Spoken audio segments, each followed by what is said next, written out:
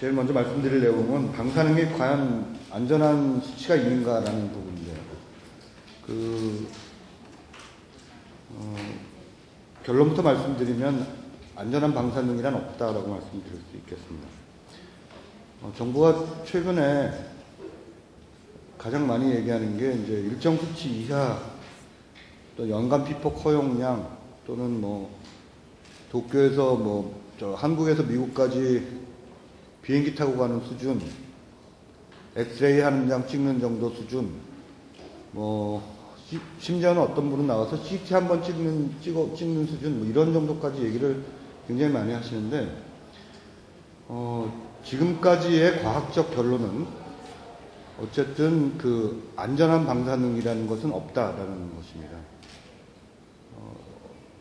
예를 들어서 최근에 아주 많이 얘기되는 가슴 엑스레이 찍는 정도 수준의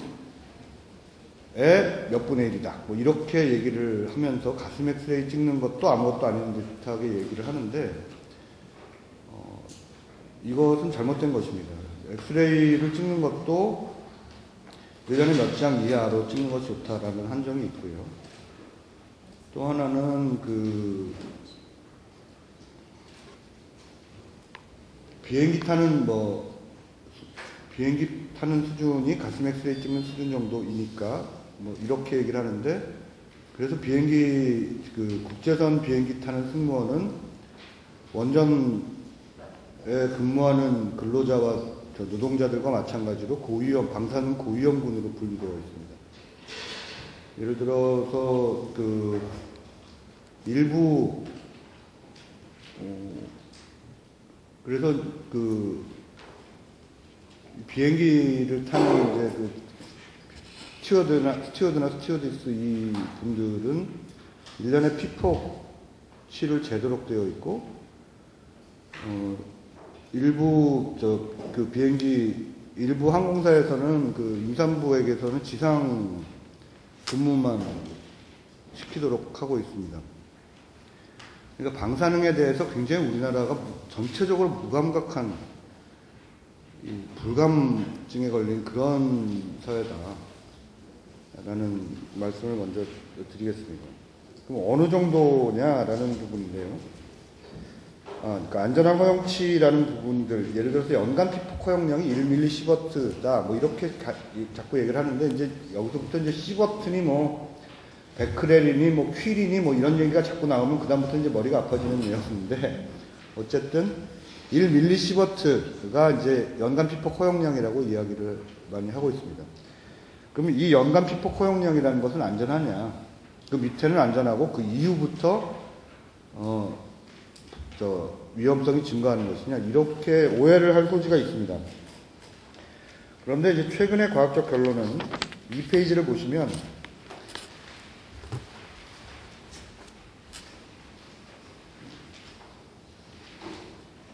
이 좀 복잡한 얘기지만 이 비역치 선형 모델이라는 것들이 나와 있습니다. 이게 아주 간단히 말하면 무슨 얘기냐면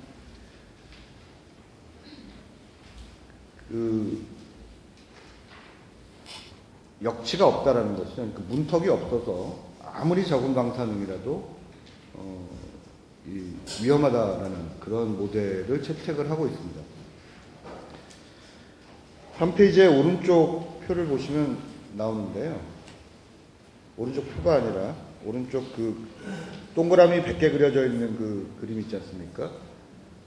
이 그림이 뭐냐 하면은 100명이 있으면 그 사람들이 평생 암에 걸릴 확률은 42명이라는 겁니다. 까만 동그라미라는 거죠. 그 중에서 이 100명이 100mS를 쬐면 그 중에 까만 별표가 하나 있지 않습니까? 100mS를 쬐면 이 중에 까만 별표 한 사람이 암에 걸린다라는 뜻입니다. 이걸 제가 왜 이렇게 열심히 설명하느냐 하면 이걸 이해를 하시면 나머지는 다 이해가 돼서 이제 드린 말씀이고요. 그런데 이게 역치가 없이 그냥 이렇게 되는 그래프 모델이라고 한다면 10mS면은 이것을 쬐면은 10mS를 쬐면은 몇 명 중에 한 명 암에 걸리는 거가 되나요? 10mS면 1000명 중에 한 명이 암에 걸리는 거죠. 1mS면 10,000명 중에 한 명이 암에 걸리는 거죠.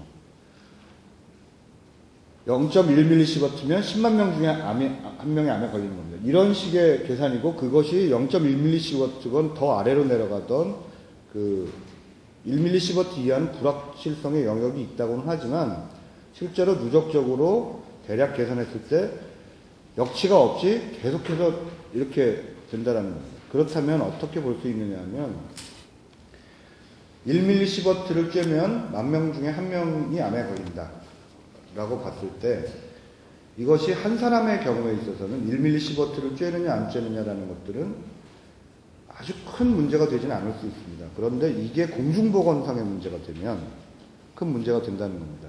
우리나라 인구가 5천만 명이라고 치면 그 1mS를 쬐면 10,000명 중에 한 명이 걸린다면 연간 피폭량대로 1년에 1mS를 쬐면 1년에 5,000명씩 암이 더 발생한다는 거예요. 따라서 1년에 5,000명의 암이 더 발생하는데 그거를 안전하다고 할 수 있는 수치는 아니죠. 따라서 이런 연간 피폭 허용량이라는 것들은 사회적으로 감내할 만한 수준이냐 아니냐라는 것들을 누군가 알아서 정해놓은 겁니다. 따라서 그거는 안전한 수치라고 할 수 없다라는 것입니다. 그래서 1mS 이하니까 지금은 안전해 라고 얘기를 하면 매우 곤란합니다. 또 여기서 하나 더 중요한 것은 어린아이들의 경우에는 굉장히 방사능에 대한 감수성이 예민하다는 겁니다. 예를 들어서 제가 그 질문을 많이 받는 것 중에 하나가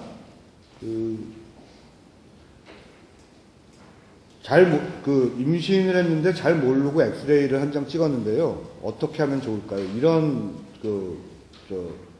젊은 여성들의 질문을 많이 받습니다. 그렇게 질문을 받으면 대개는 별 문제 없을 것이다. 왜냐? all or nothing인 경우가 많으니까. 잘 모를 때 찍었다라는 거는 3개월 미만일 경우에는 만일 방사능이 돼서 아이가 문제가 될 정도의 이른바 기형이 발생하면은 애가 죽는 경우가 대부분입니다. 그래서 괜찮다라는 거지, 그게 정말 괜찮아서 괜찮은지는 잘 모르는 거죠. 근데 이제 그게 왜 문제가 되느냐 하면, 방사능은 이 세포가 분화하는 세포에 굉장히 영향을 많이 미칩니다. 근데 애들은 자라지 않습니까? 태아는 특히 더 빨리 자라고요. 이것 때문에 어린아이들의 경우가 이제 방사능에 대한 민감성, 이런 것들이 굉장히 높습니다. 그래서 요오드 같은 경우는 신생아나 3세 미만, 3세 정도의 어린아이의 경우는 어른의 10배, 이렇게 따져야 됩니다. 위험성을. 최근에 이제 일본에서 20mS를 개교 기준으로 해서 이렇게 문제를 삼았습니다. 그러면 이제 방금 저희가 공부한 것으로 이제 계산을 해보시죠. 70kg의 성인 남자를 기준으로 해서 잡은 겁니다. 연간 1mS라면. 그러면 성인 기준으로 해서 1mS면은 10,000명 중에 한 명이 암에 걸리는 숫자라고 얘기했습니다. 그럼 20mS의 연간 피폭 허용량은 몇 명이 암에 걸리는 것이죠? 10이면 1,000명, 20이면 500명이 암에 걸리는 겁니다. 그런데 애들의 경우, 초등학교 저학년생의 경우는 뭐 5배, 8배 이렇게 곱해야 됩니다. 그렇게 되면 100명 중에 한 명, 이렇게 암에 걸리는 수치를 가지고서 거기서 학교를 개교하자? 애들 중에 100명 중에 한 명이 암에 걸리죠. 1년 내에, 그것도. 그거는 그야말로 제정신이라고 볼 수는 없습니다. 따라서 이에 대해서 문부과학성 앞에서 일본의 학부모들이 시위를 벌이고, 그렇게 해서 도로 원 기준으로 돌리자라는 일종의 구제약속을 받았다고 하는데, 며칠 전에요. 그런 그 항의는 굉장히 당연한 것이라고 생각합니다. 방사능 제로가 안전하다라는 것들을 압니다. 그런데 방사능 제로가 왜 될 수 없느냐? 이거는 인공방사능이 이미 존재하기 때문입니다. 그러니까 자연방사능은 여기서 제외를 하고 말씀드리는 겁니다. 여기서 이 동그라미, 까망 동그라미 별표 이건 다 인공방사능입니다. 자연방사능 얘기는 다 별도로 한 얘기고요. 인공방사능도 제로가 되는 게 가장 좋습니다. 그런데 일단 문제가 되는 거는 이미 핵실험을 너무 많이 했어요, 인류가. 그래서 인공방사능이 제로가 되지 않습니다. 그 다음에 원자력 발전소가 너무 많습니다. 그래서 인공방사능을 제로로 만들 수가 없기 때문에 그래서 기준이라는 것들이 필요하게 된 것입니다. 그러나 목표치는 제로입니다. 그래서 이거는 미국의 식수안전법 기준, 그림 위에, 3페이지 위에 그림 3을 보시면, 미국 식수안전법에서 하는 기준을 보면, MCL, 그래서 그 최대 오염 허용치는 뭐 이렇게 정해놨는데, 최대 오염 허용 목표라고 해서 해서 MCLG라고 해놨습니다. 이건 다 0입니다. 즉 방사능은 안전하지 않다라는 것들을 미국은 2000년부터 아예 법에 명시해놨다 라는 것입니다. 대략 이런 정도가 이제 방사능에 대한 얘기입니다. 그래서 뭐 어제도 이런 부분 얘기가 됐는데 이것에 대해서 최근에 미디어에 나온 많은 방사성 전문가를 자처하시는 분들은 일정 수준 미만의 방사능은 안전하다 뭐 이렇게 자꾸 얘기를 하시는데 이거는 국제과학계에서 전혀 받아들여지지 않는 설이다라는 것입니다. 그리고 방사능은 안전한 수치자는 없다라고 이야기를 하니까 뭐 국가 전복 세력 운운하시는 분들까지 계시는데 무슨 우리가 지금 갈릴레오 시대에 살고 있는 것도 아니고 국제과학계에서 다 받아들여지고 있는 상식을 얘기했다고 해서 국가 전복을 한다 그러면 이건 뭐 18세기로 돌아가자는 건지 라는 18세기도 아니죠. 한 16세기쯤으로 돌아가자는 건지 이런 생각까지 듭니다. 또 하나 어제도 KBS에서 방송을 했는데요. 호메시스 이론이라는 게 있습니다. 그게 뭐냐면 미량의 방사능은 몸에 좋을 수도 있다. 뭐 이런 얘기입니다. 이건 가끔 가다가 방사능을 조금씩 먹어줘야 된다. 뭐 이런 얘기인데 좀 심하게 말하면 실제로 그거를 호메시스 이론을 주장하는 학자들이 한국에 많습니다. 그래서 예를 들어서 원전에 근무하는 노동자들 대상으로 안전교육을 하는 분이 호메시스 이론 주장을 합니다. 그래서 그 교육을 들은 원전에 근무하는 노동자들은 나는 다른 사람보다 건강하겠군. 뭐 이렇게 결론을 내리는 그런 까지 있고 그 분들이 호메시스 이론을 아직도 강력하게 주장하고 계신 분이 있다. 근데 이거는 매우 위험한 얘기죠. 그리고 호메시스 이론은 국제과학계에서 완전히 부정당하고 있는 입장입니다. 그런데 어제 KBS 다큐멘터리에서 프랑스 정부에서 50만 유로를 받아 체르노빌 20몇 년 후에 나무도 다 잘 살아있고 쥐도 다 잘 살아있고 체르노빌에 조금 쥐를 더 갖다 놨더니 그 쥐는 나중에 보니까 방사능을 쬐도 더 멀쩡하게 잘 버티더라. 뭐 이런 다큐멘터리를 방영을 했어요. 이게 전형적인 호메시스 이론인데 그걸 공영방송에서 방송을 한다는 거. 그 다음에 프랑스 정부가 50만, 핵발전소의 가장 선구자적인 프랑스 정부가 무려 50만 유로를 내서 그 다큐멘터리를 찍었다라는 그런 사실. 그리고 한국의 KBS가 그걸 받아서 곧바로 방송한다는, 그것도 두 번째 방송을 했는데, 후쿠시마 이후. 이걸 방송한다는 사실 자체가 한국의 언론이나 이런 것들이 사실을 이야기하지 않고 있다는 것들을 명확히 보여준다고 생각합니다. 후쿠시마 핵발전소 사고로 인한 방사능 피해, 이거는 어느 정도냐? 라는 이야기를 조금 드려야겠습니다. 한국에도 실제로 얼마나 영향을 미쳤을까라는 부분입니다. 다행히도 그 3월 15일 이후 그 방사성 낙지는 점점 떨어지고 있는 추세라는 것은 확실합니다. 그런데 한국에는 아무 영향을 미치지 않았을까라는 것은 사실이 아닙니다. 예를 들어 4월 8일 비가 내렸는데요. 8페이지를 보시면 이 표는 제가 그린 표가 아니라 이 정부 보도 자료에다가 맨 뒤에 제가 합계를 붙인 겁니다. 이렇게 합계를 붙이는 이유는 원래 방사능 피해는 다 더하게 돼 있어요. 방사능은. 다 더하면 그날 내린 비에 방사성 요오드하고 세슘 이거를 다 더하면 어느 정도 나오느냐 하면 그 0.05 광주는 0.05 베크렐 퍼 리터, 부산은 0.0466, 제주는 0.0622 이런 게 나옵니다. 이거 또 베크렐은 또 뭐야? 뭐 이렇게 생각하실 수가 있는데 어쨌든 이게 0.04 베크렐 퍼 리터가 미국 기준입니다. 0.04 베크렐을 넘으면 안 된다는 거예요. 리터당. 근데 그렇게 되면 광주, 부산, 제주는 0.04 베크렐을 넘지 않았습니까? 그날 이 세 군데서 내린 비는 먹을 수 없는 비였다는 겁니다.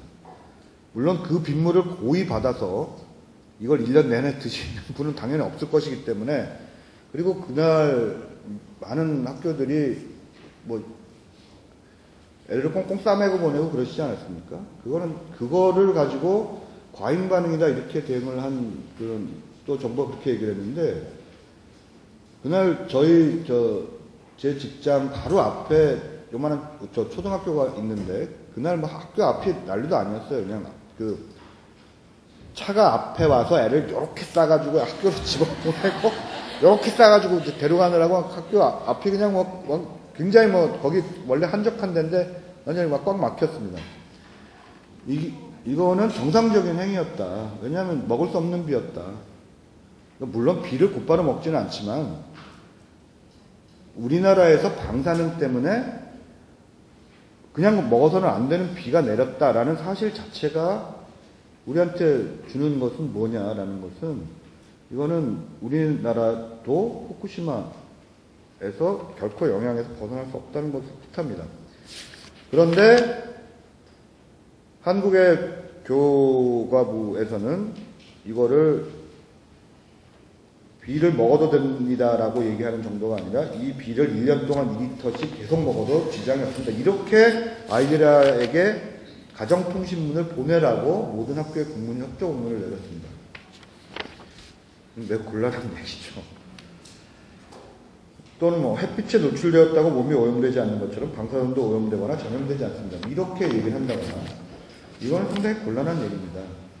왜냐하면 지금 우리가 다루는 건 방사능 오염 물질입니다. 따라서 방사능 오염 물질은 전염됩니다. 심하게 말하면요. 오염이 되죠. 먼지에 묻고 물에 묻고 그것 때문에 하늘에 떨어지고 오염이 된다는 것. 그렇기 때문에 방사능 비를 맞으면 씻어내라. 뭐 이렇게 얘기를 하고, 가능한 한 뭐 채소도 다 씻어내라. 뭐 이렇게 씻어서 먹어라. 뭐 이렇게 얘기를 하는 것들이 오염되기 때문에 그런 건데, 오염되고 전염되지 않습니다라는 걸 학생들한테 가르치는 건 좀 곤란합니다. 물론 방사선이야 오염되지 않습니다. 그러나 방사선도 문제가 됩니다. 방사능 오염 물질 때문에. 심지어 어떤 문제가 생기느냐, 중국에서 일본의 관광객들이 공항에서 잡혀서 곧바로 병원으로 이송된 적이 있습니다. 왜 그러느냐, 방사능에 피폭이 되면 베타산은 피부를 뚫고 나갑니다. 그게 무슨 소리죠? 피부를 뚫고 들어오기도 하지만 피부를 뚫고 나가기도 한다는 거예요. 그래서 제가 아는 방사능에 대해서 공중보건학을 전공하신 분이 평생 처음으로 우리나라 교통당국에서 전화를 받았는데, 어떤 기준으로 비행기에 태우는 기준을 만들어야 되느냐, 일본에서 사람을 태웠을 때 방사능이 검출되면 어떨 경우에 이 사람이 옆 사람한테 방사능 피해를 줄 수 있느냐라는 그 기준을 세워달라고 물어봤대요. 그 기준을 세워야 될 정도의 문제라는 것이죠. 왜냐하면 방사능이 피부를 뚫고 나가서 옆 사람한테 피폭을 시킬 수 있으니까요. 이런 문제입니다. 따라서 이 방사선이 오염되거나 전염되지 않는다라는 식의 그런 것들을 이야기하는 교과부는 좀 곤란하다 이렇게 말씀드릴 수 있고요. 오늘 얘기를 드려야 될 이제 식품 오염에 대해서 말씀을 드리면 일단 제가 하나 여쭤본다면 그 히로시마에서 터진 그 핵폭탄에 의한 방사능 물질하고 체르노빌 사고로 인한 방사능 물질하고 어느 쪽이 방사능 물질이 더 많이 배출됐을까요? 갑자기 저런 걸 물어본 걸 보니까 체르노빌인 것 같다 뭐 이렇게 아셨겠지만 어쨌든 그냥 우리는 흔히 히로시마라고 생각할 수 있지만 체르노빌이 200배, 대략 400배 정도 많은 방사능 물질을 배출했다고 합니다. 지금 후쿠시마가 현재 적게 봐도 10분의 1 정도 수준, 체르노빌에 뭐 좀 많이 보는 경우 4분의 1. 사실 지금도 이미 넘었다라고 보시는 분들이 많기 때문에 지금 히로시마에 터진 그런 핵폭탄에서 방출한 방사능 물질보다는 이미 후쿠시마도 넘어섰다는 얘기입니다. 이만큼 핵발전소의 방사능 물질이라는 것들은 굉장히 위험하다라는 것을 알 수가 있습니다.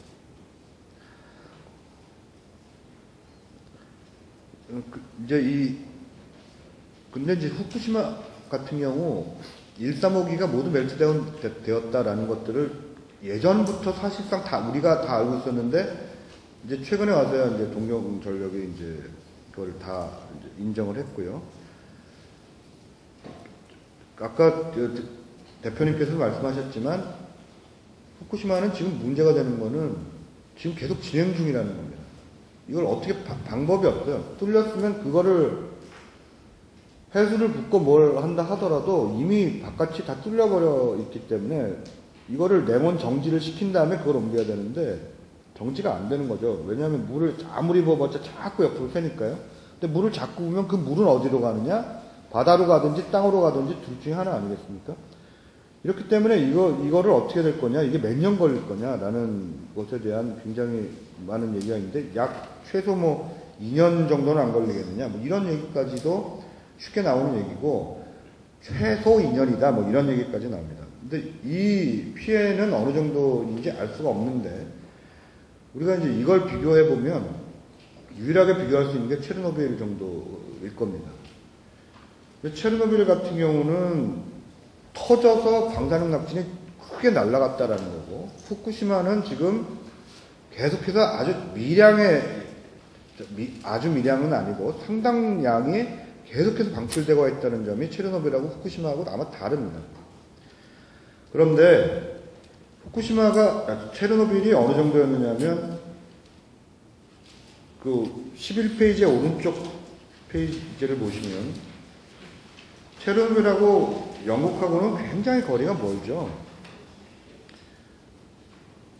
그런데 이게 2011년에도 이 캄브리아하고 웨일즈 지역에는 아직도 그 제한 지역이 있습니다. 여기서 방목하는 양은 페인트로 이렇게 칠해놔서 옮기거나 팔 때 방사능 검사를 다 하고 팔아야 돼요. 아직도 제한 지역이 있다는 겁니다. 25년이 지난 지금까지도 그렇다는 겁니다. 86년에 그랬는데.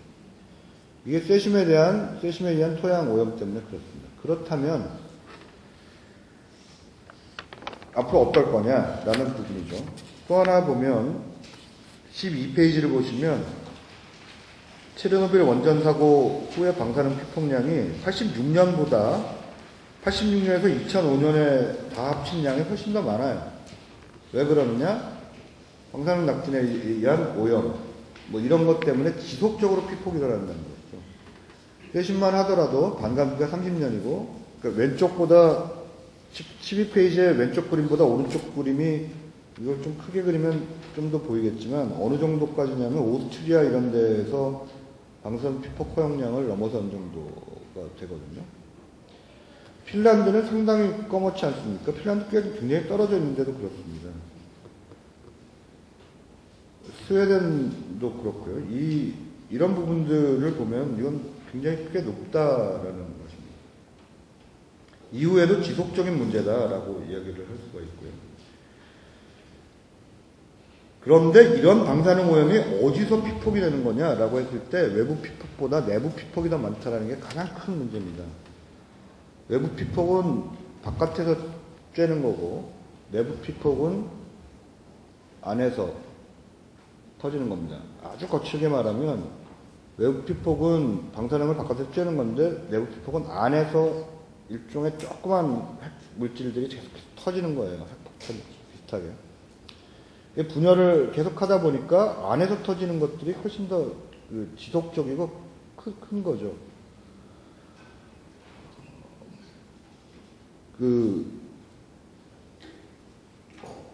그런데 이제 이 내부 피폭에 의한 것들 중에 가장 많은 게 식품에 의한 피폭이었습니다.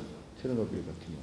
80 내지 95%가 내부 피폭에 의한 것이고, 그게 다 식품에 의한 것이다. 물은 2% 정도고, 호흡은 0.1% 정도. 외부 피폭은 5 내지 20% 정도다. 이게 이제 우크라이나 얘기니까요. 조금 떨어져 있는 핀란드만 하더라도, 세슘이 소고기, 우유,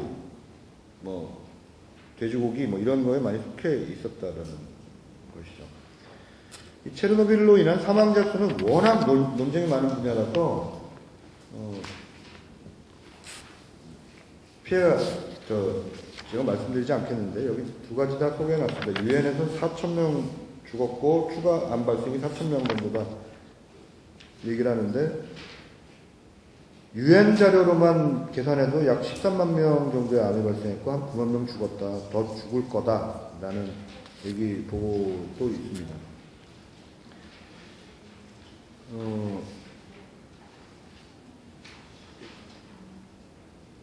이것의 대부분이 어떤 것이냐? 외부 피폭도 있지만 유럽 외 지역에서는 내부 피폭이 더 많다라는 얘기가 굉장히 중요하겠죠. 그리고 또 하나는 이 방사능에 관해서 봐야 될 것은 처음에 급성으로 탁 노출된 거, 한 번 노출되고 끝 한 것도 있지만 이 누적 노출이라는 것들이 있습니다. 그래서 지속적으로 조금씩 노출되면 쭉 올라가지만 또 하나는 간헐적으로 노출될 수도 있습니다. 간헐적으로 노출되더라도 다 누적 노출로 따져야 된다는 겁니다. 방사능 피해는. 이런 것이 있습니다.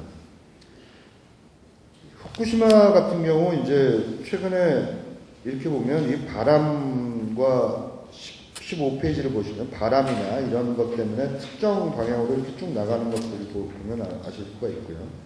이게 반경 80km, 즉 미국이 설정한 50마일 내에서만 이 토양 오염 이런 것들을 잰 건데 지표면에 이런 부분들이 이 정도라고 보입니다. 한국은 어떨 거냐? 근데 이제 이게 계속 진행된다면 한국은 어떨 거냐라는 것인데요. 한국에서도 계속해서 날라올 건데 아주 미량인 이제 최근에는 대기 중에서 검출되지 않고 있는 것이 정부 발표라서 그걸 믿는다면 상당히 줄었다라고 볼 수가 있고요. 근데 이제 앞으로 태풍이 왔을 때 이쪽으로 불면 어떻게 될 거냐라는 부분이 있고, 또 하나는 계속해서 이제 이 편서풍, 아까 유럽에서도 보였듯이 영국은 편서풍은 전 세계가 다 편서풍 지역인데 유럽에서는 왜 동쪽으로는 안 가고 서쪽으로 갔느냐라는 이제 질문이 당연히 나오지 않겠습니까? 유럽도 편서풍 지역이거든요. 편서풍은 전 지구적인 거니까. 그래서 편서풍 이론만 다 따지면 전 세계에서 한국이 제일 안전한 나라거든요. 편서풍이 이렇게 쭉 가니까 일본으로 가까이 가면 갈수록 그 제일 안전한 게 됩니다. 그거는 이제 말이 안 되는 얘기죠. 후쿠시마에 딱 옆에 붙어 있는 데가 제일 안전한 꼴이니까요. 그거는 그 편서풍론은 그 애초에 좀 이미 틀렸다라는 것이 이미 드러났고요. 그래서 한국도 크게 보면 10년쯤 뒤에 보면 피해 지역의 일부로 나타날 가능성이 꽤 있다라는 겁니다. 이 1986년부터 14페이지 보시면 대략 어떻게 따지냐면 1986년부터 2056년까지의 추가 암 사망자 예상 이렇게 나오죠. 86년부터 2056년까지는 도대체 몇 살을 얘기하는 건가요? 86년이니까 80살? 70살? 86년에 태어난 사람부터 그때 사는 사람까지 해서 체르노빌 세대라고 아예 부르는 겁니다. 다 영향을 받을 수밖에 없다는 것이죠. 그럼 우리는 뭐냐? 우리는 후쿠시마 세대일 수 있습니다. 영향에서 벗어날 수가 없을 수가 있어요. 그 다음에 또 하나 문제가 되는 게 해수방사능인데요. 제가 이 해수방사능이 어떻게 번져갈지 모릅니다. 정부 발표로는 또 2, 3년 뒤에나 이제 한국에 온다 이렇게 얘기를 하고 있는데, 이게 편서풍이기 때문에 정부 발표를 이제 아예 안 믿겠다라고 얘기할 수는 없으나, 이게 2, 3년 뒤에 올 거냐, 직접 오는 건 없느냐, 뭐 이런 걸 볼 때 16페이지를 보시면, 5월 18일 날 일본 수산물 방사능 검출 지도를 보면, 후쿠시마에서는 아예 이제 제지를 않고 있고요. 그 옆에 있는 곳에서도 이제 쭉 이렇게 계속 방사능이 이렇게 약간씩 이렇게 번져나가는 것들을 당연히 볼 수가 있습니다.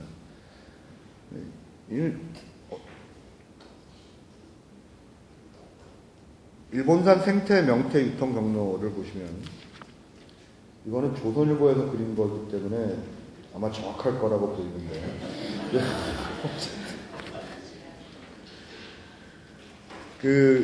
일본의 내수용을 여기서 잡고 명태 조업 지역은 여기서 잡는데 이렇게 해가지고 한국에 나흘 만에 온다, 뭐 이런 겁니다. 그러니까 한국에서 당연히 명태 생태를 일본산을 안 먹겠다라고 이야기하는 것들은 크게 다른 점이 아닙니다. 또 하나, 태평양이 가장 큰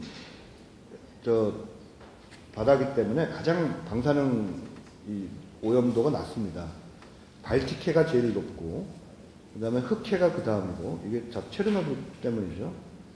갇혀있지 않습니까? 태평양 워낙 넓으니까 비키니 섬이나 뭐 이런 데서 핵실험, 마샬 제도 이런 데서 핵실험을 많이 했습니다만, 그거 갖고는 이제 깨끗합니다. 근데 문제는 이게 희석으로만 된다는 게 아니라는 겁니다. 이 해수오염이라는 것들도 생물학적 축적이 일어난다는 겁니다. 생물학적 축적이 방사능 물질에서도 일어났냐라고 물어보시는 분이 있는데, 그냥 아주 단순하게 얘기해서 방사능 물질이라고 해서 화학 물질이 아닌 게 아닙니다. 화학 물질하고 똑같이 화학 물질이에요. 그냥 화학 물질이기 때문에 방사능도 생물학적 축적이 됩니다. 예를 들어 DDT의 생물학적 축적은 어떻게 될 거냐, 이런 부분들에 대한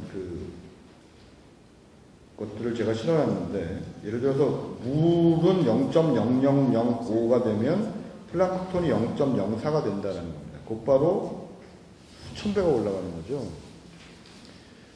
그러니까 이 생물학적 측정이 플랑크톤에서 뭐 약 2000배라는 그런 이제 보고서도 있는데, 방사능 물질의 경우도 이렇게 되면 그 플랑크톤에 이렇게 쭈르륵 올라오게 되면은 이게 굉장히 올라가는 거고, 특히 고농도의 방사능 오염 해수를 배출하는 곳에서의 물고기는 그럼 어떻게 될 거냐라는 부분입니다. 그러면 이게 문제가 되는 건 앞으로 외국에서 원양에서 잡아온 물고기는 그러면 믿을만 하냐라는 거죠. 이게 차근차근 먹이사슬을 밟고 올라오는 거기 때문에 이 직접적 문제는 일본에서의 한국에서의 농수산물 이런 것들도 모니터링을 꾸준하게 해야겠지만, 보다 직접적인 거는 일본에서 수입되는 것일 거고, 그것도 수산물일 가능성도 꽤 있다. 이렇게 이제 문제를 삼을 수가 있겠습니다. 이제 여기서 문제가 되는 거는, 한국에선 그렇다 치고 그럼 일본에선 어떨 거냐, 일본에선 다 수입해서 먹을 거냐, 이런 문제가 이제 발생을 하기 때문에 이제 일본 생협에서는 굉장한 이제 고민이 되겠죠. 그래서 이제 이 대비를 말씀드리면, 한국에서 방사능 관련 기준 대비 이런 문제를 좀 말씀을 드리면, 한국에서 식수 기준이 있느냐? 없습니다. 한국의 방사능 식수 기준은 현재 없어요. 그러니까 이런 지금 후쿠시마 사고가 난 후 3달 가까이 돼가는데 식수 기준이 아직도 없다? 이거는 상당히 큰 문제입니다. 그리고 세울 생각을 안 하고 있어요. 이런 부분들이 돼야 되고, 긴급 주민보호조치 결정 기준 이런 것들은 있고, 반출 또는 소비 통제 결정 기준 이런 부분들이 있는데, 이게 국제 기준하고 잘 안 맞거나 너무 문제가 되거나 정확하게 제대로 설정되지 않은 것들이 많고, 다른 나라보다 기준이 높은 것도 많습니다. 또 어떤 것도 낮기도 하고, 이런 기준이 있어서 전체적으로 이 환경 기준이나 이런 농식품 기준을 어떻게 설정해야 할 것인가 라는 부분들이 따라 있습니다. 이 농식품 이 기준은 굉장히 중요한데, 왜 중요하냐면 한국의 기준이 곧바로 수입 기준이 됩니다. 특히 일본 식품을 수입할 때 한국에는 이렇게 결정하고 일본의 농식품은 이 수입 기준이 아니라 더 엄격하게 결정한다라고 할 수가 없어요.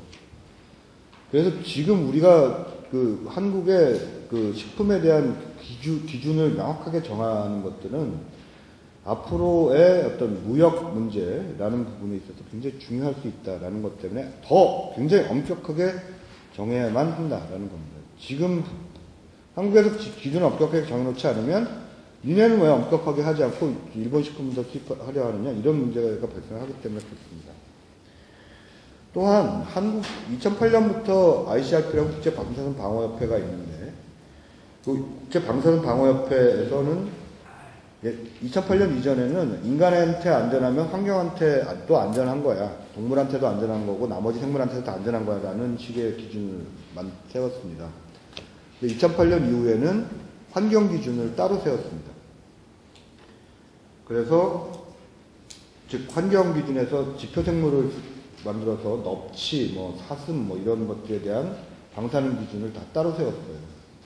그러니까 생물도 감수성이 방사능 감수성이 다 다르니까 그들에게도 방사능의 기준이 있다라는 것이죠. 그렇기 때문에 이런 기준들이라는 것들을 세우는 것도 환경 차원에서 필요한 거라는 겁니다. 환경을 보존하기 위해서는 해야 된다는 것이죠. 예를 들어서 이렇습니다. 제가 아까 말씀드렸던 KBS에서 나온 그런 다큐멘터리에 보면, 아니 왜 체르노빌에 가면 동물도 하나도 없고 나무도 하나도 없을 것 같은데 나무는 굉장히 잘 자라고 동물도 굉장히 다들 괜찮더라. 특히 거기서 태어난 쥐들 보니까 멀쩡하고 딴 쥐들보다 훨씬 더 방사능에 센 쥐더라. 이런 다큐멘터리 얘기를 해요. 근데 그게 과연 나무일까요? 거기서 자라는 나무가 진짜 나무냐? 예를 들어 세슘하고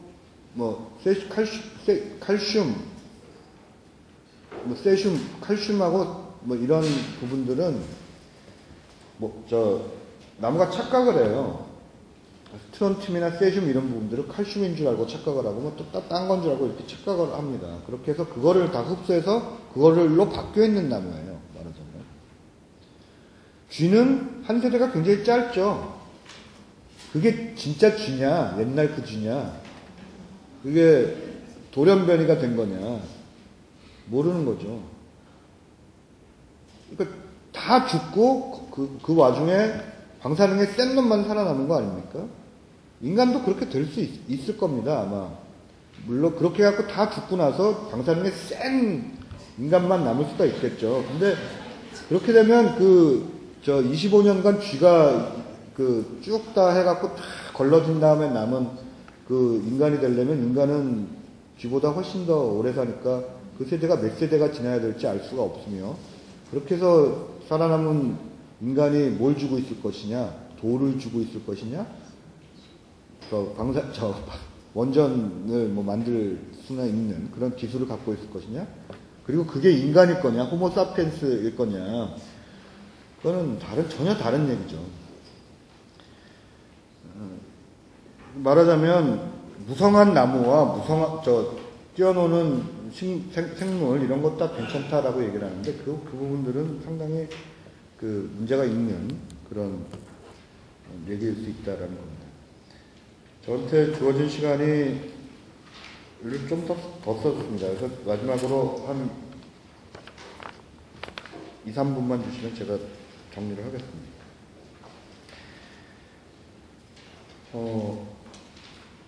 한국의 원전 상황은 뭐 이제 다 알려진 상황처럼 다른 나라에서는 다 백지검토 뭐 이런 식의 얘기들을 말로라도 하는데 한국은 여전히 후쿠시마 사고 이후에도 이명박 대통령께서 독일까지 가셔서 원전은 클린 에너지의 한 형태라고 이렇게 말씀을 하셨습니다. 이건 전혀 사실이 아닙니다. 심지어 그 LG경제연구원에서 최근에 원전 보고서를 하나 냈는데 후쿠시마 사고 이후에 원전에 대해서 안전성 기준이 굉장히 높아졌기 때문에 원전이 모든 화석 에너지보다 경제성이 떨어질 것이다 라고 이야기가 되고 있고 이게 병제계의 보고입니다. 그 다음에 청정에너지라는 주장은 우라늄, 폐기물 이런 것들을 전혀 고려하지 않은 주장이라는 것들이죠. 그리고 이번에 밝혀진 사실은 사고가 터지면 사실 대비책이 없다는 겁니다. 사고가 터지기 전에 막는 것이 중요하지 일단 터지면 그 다음부터는 어떻게 할 수 있는 방법이 없어요. 라는 것입니다. 그래서 우선적으로 한국 정부가 해야 될 일은 첫째는 후쿠시마 핵발전소 사고로 인한 방사성 등에 대한 모니터링을 철저히 하는 겁니다. 대기, 빗물 모니터링 이런 부분들 해야 될 거고요. 연안오류, 수입식품에 대한 모니터링 이 부분은 뭐 하고 있다고 발표를 하고 뭐 한 달에 한 번씩 하는 걸로 발표하고 일주일에 한 번씩 뭐 연안오류 몇 쪽에 대한 그런 발표를 합니다만 좀 이 불충분하기 때문에 이런 부분들이 모니터링이 잘 돼야 된다. 그다음에 일본산 수입식품 및 수입 어류 전체에 대한 모니터링만 필요한 것이 아니라 원양 어류 전체에 대한 모니터링도 다 필요하다 현재로서. 중국은 사실상 일본산 식품 및 어류를 금지하고 있습니다. 한국도 이 부분에 대해서 한국 정부도 일본산 식품 및 어류 이 부분에 대해서 당분간 금지를 하는 것이 맞는 것이 아니냐. 상당 기간 동안 저는 그렇게 생각합니다. 둘째는 현재 과학기술부가 완전히 원전 정책을 독점하고 있습니다. 원자력 관련 정책을 독점하고 있고요. 보건복지부나 환경부는 전혀 여기서 끼어들지 못합니다. 시민건강 문제는 복지부가 해야 되고 환경 기준 문제는 환경부가 해야 되는데 전혀 그런 걸 아예 하지 못하고 있어요. 이 때문에 교과부가 아까처럼 어느 정도 핵은 안전하고 뭐 일정 미량의 핵은 쬐는 게 좋다 뭐 이런 식의 얘기가 미디어에서 나오고 뭐 이런 식의 정부 보도가 나오는 겁니다. 근데 그리고 한번 원자력 그 안전재단, 원자력 문화재단 같은 데 한번 가보시면 별게 다 있습니다. 뭐 원자력 도깨비와 뭐 뿡뿡이 뭐 이런 연극 같은 것도 해가지고 모든 나쁜 사악한 것들을 원자력 방망이로 이렇게 도깨비가 빵 치면 모든 것이 싹 없어지는 그런 연극 같은 것들을 학생들한테 이렇게 보여주기도 하고 뭐 이거가 다 국민의 전기요금으로 나간다는 게 문제가 있어요. 이런 원자력 문화재단을 운영한다든가 이런 부분들, 그 다음에 원자력 의학원 뭐 이런 식의 관련 부속기관들이 모두 다 교육과학 과학기술부, 그것도 과학기술부 내에 있는 그런 부서에만 속해 있다는 것이 문제라서 이것을 총리실 산하로 두고 다른 전체적인 감시 및 이런 것들이 해야 된다라고 생각이 되고, 근데 현재 총리실 산하로 원자력 관련 부서를 옮긴다고는 하는데 이 원자력 안전위원회도 현재에 있는 원자력 관련 부서를 총리실로만 옮기려고 하는 또 그런 시도가 있습니다. 이런 부분도 막아야 될 것 같고요. 무엇보다도 핵 관련 정책이 전반적으로 재고되어야 될 것이라고 저는 생각이 돼서 탈핵으로 나가야만 한다라고 생각을 합니다. 마지막으로 저는 이제 최근에 독일이 보수 정당이 집권했음에도 불구하고 원전 폐쇄를 결정한 것들에 대해서 크게 두 가지가 우리가 받아들여야 될 점이라고 생각합니다. 첫째는 독일이 원전 폐쇄를 결정할 수 있다는 것은 경제 발전을 희생해야만 원전 폐쇄를 할 수 있다는 게 아니라는 걸 뜻합니다. 독일은 경제 발전도 하고 원전 폐쇄도 하는 거예요. 독일이 전 세계 경제 2위의 대국입니다. 그런데 원전 폐쇄를 하는 것이죠. 따라서 경제 발전을 하려면 원전을 해야 된다. 이런 식의 주장은 전혀 사실이 아니다라는 점. 두 번째, 독일이 왜 어떻게 원전 폐쇄로 갔느냐라는 건 그 60, 70년대부터의 그 거대한 반핵 운동이 존재했다는 겁니다. 독일에서 핵무기 반대 운동부터 시작해서 핵 발전소 반대, 그리고 이번에 후쿠시마 사고가 났을 때 핵발전소 반대에 수십만 명의 대중 시위가 있었죠. 그리고 이런 것들이 정치 운동, 노동 운동, 시민 운동, 생협 운동, 이런 여러 가지 운동들과 같이 결합돼서 굉장히 커다란 대중 운동으로 성장했을 때만 원전 폐쇄가 이루어진다는 점입니다. 저는 독일의 원전 폐쇄에서 이 두 가지 점을 배워야 된다고 생각하고, 그런 점에서 한국의 시민단체, 특히 지역 주민의 이 뿌리를 갖고 있는 생협이 할 일이 굉장히 크다고 생각합니다. 감사합니다.